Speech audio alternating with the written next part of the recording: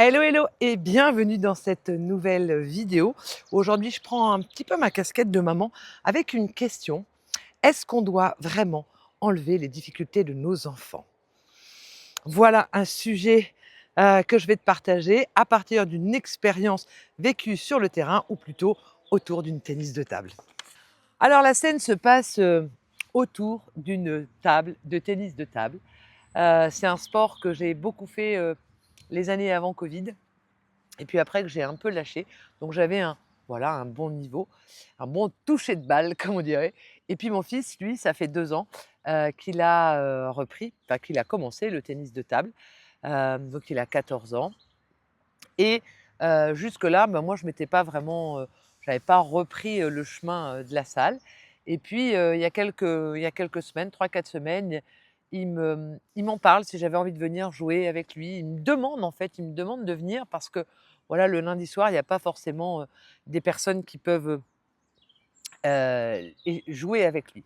Donc je me dis: «Bah OK, pourquoi pas?» Donc je prends le chemin, de la salle avec lui et effectivement, ça faisait plusieurs années que j'avais pas touché, une balle et une raquette. Donc voilà, on échange ensemble, on fait des matchs parce que les jeunes, ils aiment ça, hein, faire des matchs.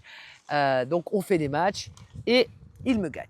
Bon, OK, ça c'était la première semaine. La deuxième semaine, donc j'ai repris, c'est un peu comme le vélo, hein, ça s'oublie pas, hein, les coups droits, les revers, ça revient. Donc là, on rejoue et là, je le gagne. Bon, je dis rien. Puis la troisième semaine, rebelote, on se retrouve et là, je le gagne encore. Et puis, au bout d'un moment, voilà, je le sens qui commence un petit peu à se tendre. Mais moi, à ce moment-là, je suis pas en tant que maman quand je joue au tennis de table. Je suis vraiment en tant que joueuse, en tant que Marie-Agnès, en tant que voilà, je joue mon jeu et je vois que lui, il commence à se tendre, je vois ses yeux qui commencent à à se brouiller un petit peu d'émotion et je comprends. Je suis encore en train de le gagner. Et cet enfant, il a envie d'un truc, il a envie de me gagner.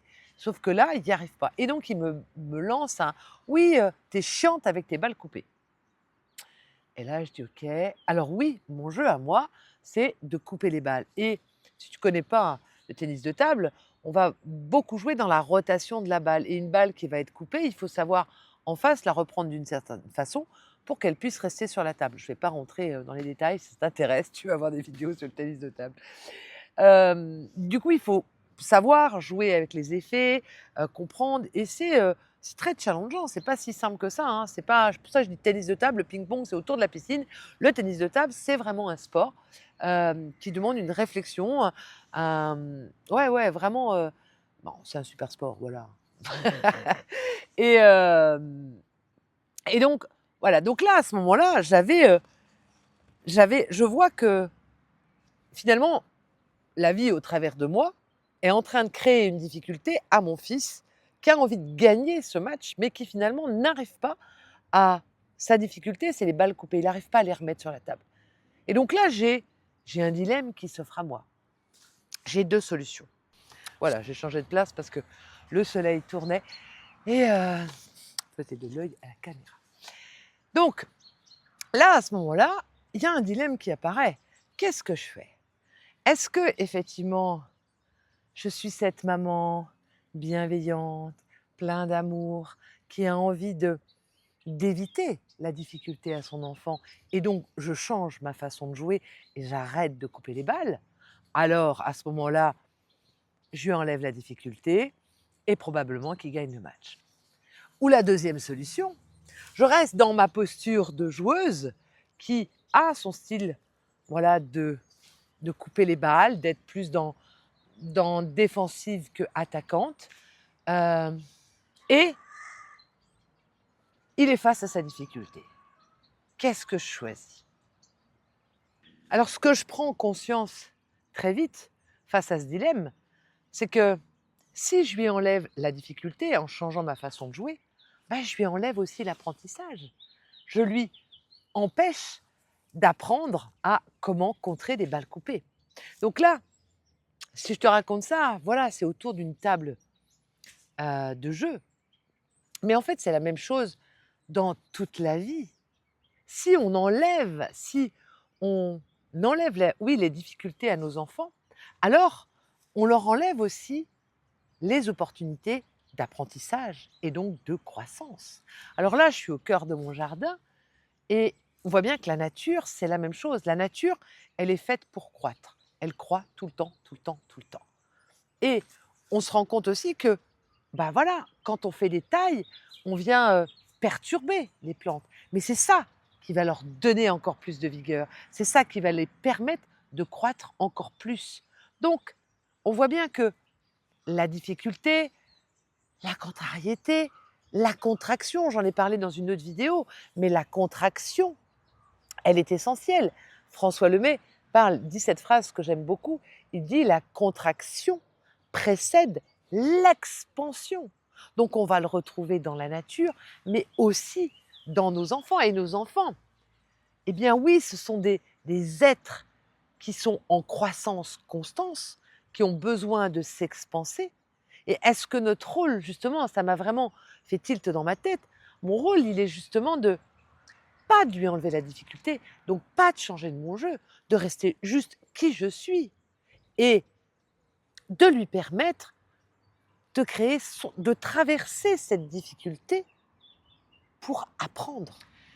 Et on peut le regarder dans notre propre vie. La difficulté, elle n'est pas contre nous. Moi, j'ai souvent cette phrase, je dis la vie ne va pas contre nous, mais pour nous. Donc la difficulté, c'est aussi celle qui nous fait grandir. Il suffit que tu regardes dans ta vie toutes les difficultés que tu as traversées et que tu observes comment tu étais une fois que tu avais traversé ces difficultés. Ben, on n'est plus les mêmes. Et là, on a grandi, on croit. La difficulté est nécessaire.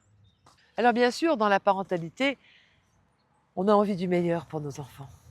Et on est prêt à tout pour leur enlever les difficultés. Sauf que c'est pas comme ça que ça marche. On leur rend pas service quand on veut enlever les difficultés.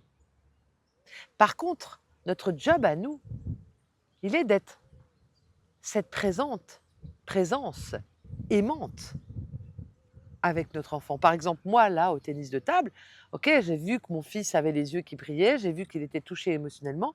On a fait une pause. On a pris le temps de respirer. D'ailleurs, je lui ai dit, respire, ok, observe. Là, tu vois que tu es en difficulté. Accueille, prends du temps. Donc, on a pris du temps, on a posé le jeu. Respire, observe, accueille. Voilà. Et je lui ai dit des mots comme, j'ai confiance en toi. Tu es capable de dépasser cette difficulté. Donc, je crois que vraiment, en tant que parent, cette leçon de tennis de table a été vraiment pour moi un rappel profond de dans mon job, dans ma job de maman, c'est juste d'être cette maman aimante, heu, qui a confiance en son enfant et en ses capacités pour dépasser ses difficultés. Moi, mon job, c'est juste de lui tenir la main pour qu'il traverse sa difficulté, mais pas de lui enlever. Parce que si je lui enlève cette opportunité de croissance. Mmh, vraiment.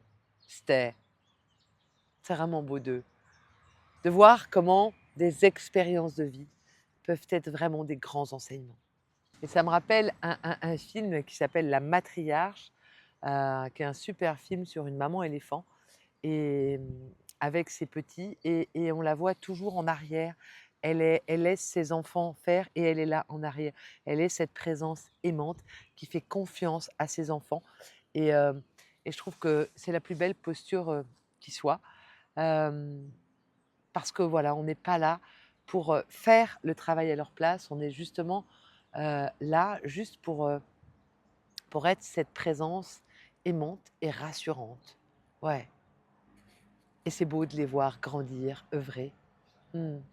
Alors ne pas tomber, voilà, dans ce piège de vouloir enlever la difficulté et ben, peut-être que c'est l'expérience que j'ai fait autour de cette table de tennis de table, de, de voir que de m'observer et de voir que j'aurais pu changer mon jeu, mais que j'ai choisi l'amour et la confiance en mon fils et puis aussi l'authenticité de moi-même. Voilà, moi je suis en train de jouer, je joue, je suis plus une mère et mais je sais que, qu'est-ce qui est important, hem,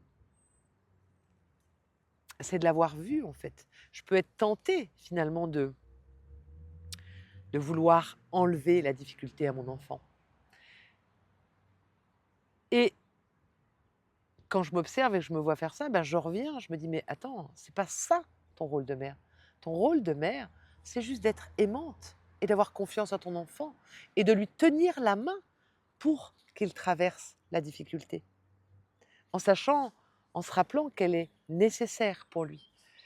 Et crois-moi qu'avec 5 enfants, et ben, je suis souvent challengée, avec, cette envie d'aller, sauver mon enfant. Mais non, j'ai pas à le sauver mon enfant.